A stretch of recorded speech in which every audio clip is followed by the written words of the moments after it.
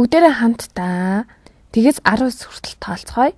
Тэгэхээр тэг 1 2 3 4 5 6 7 8 9.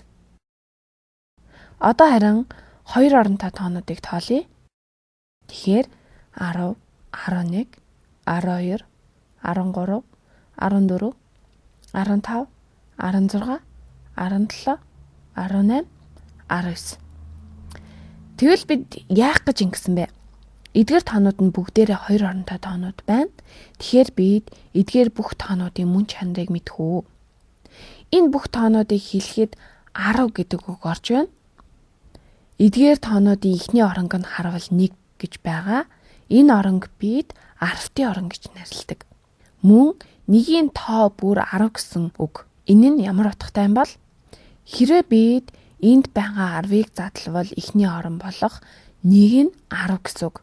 Харин тэг бол 1-ийн орон. Тиймээс энэ нь 10 дээр нэмэх нь тэг болно.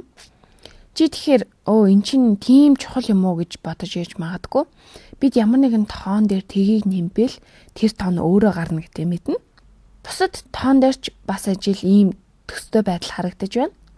Тэгэхээр 11 тэнцүү шараар тэмдэглэсэн нь 10-ын 1-ийн тоон 10 гэсэн үг.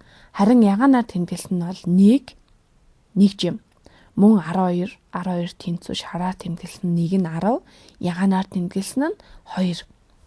Тэгэхээр шараар тэмдэглэсэн нь 1 бол 11 буюу 1 10 байна. Харин энэ нь 2 1 буюу 2 нь энд байна. За цааш нь өргөжлүүлээд байж болно. Та бүхэн давтамжийг нь олж харж байгаа хаа. 13 бол 10 дээр нэмэх нь 3, 14 тэнцүү 10 дээр нэмэх нь 4, 15 тэнцүү 10 дээр нэмэх нь 5. За тэгэхээр 16, 17, 18 бас 19-ийг хийцгээе. 10 дээр нэмэх нь бусад тоонууд. Тэгэхээр чи жишээн дээрээс хараад яаж хийхээ ойлгосон баха. Одоо хийцгээе. 16 би яг бусад тоонуудтайгаа адилхан хийх болно. Эдгээр тоонуудын бүгдийг нь 10 дээр нэмэх нь 1-ийн оронд байгаа. Тиймээс 16 бол 10 дээр нэмэх нь 6, 17 нь 10 дээр нэмэх нь 7, 18 нь 10 дээр нэмэх нь 8, 19 бол 10 дээр нэмэх нь 9. Тэгэхээр чи энэ бүгдийг бичиж авсан байх. 1 буюу эхний орон бол 10-т, харин дараагийн орон буюу баруун гарт талд байгаа тоонууд нь бүгдээрээ 1-ийн орнууд юм.